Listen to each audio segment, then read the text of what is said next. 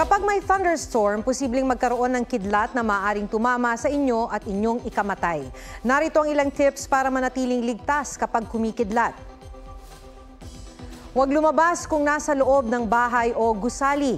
Iwasang gumamit ng mga bagay na maaaring daluyan ng kuryente, gaya ng telepono at mga dekuryenteng gamit.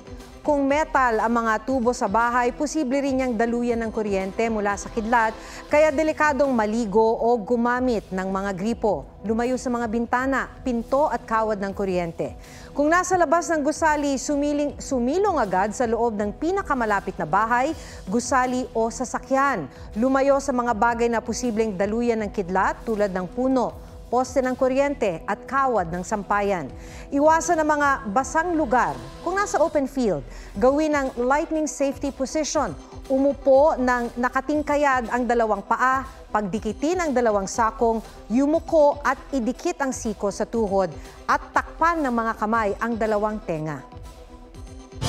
Huwag magpahuli sa mga balitang dapat ninyong malaman. Mag-subscribe sa GMA Integrated News sa YouTube. Sa mga kapuso abroad, subaybayan nyo kami sa GMA Pinoy TV at sa www.gmanews.tv.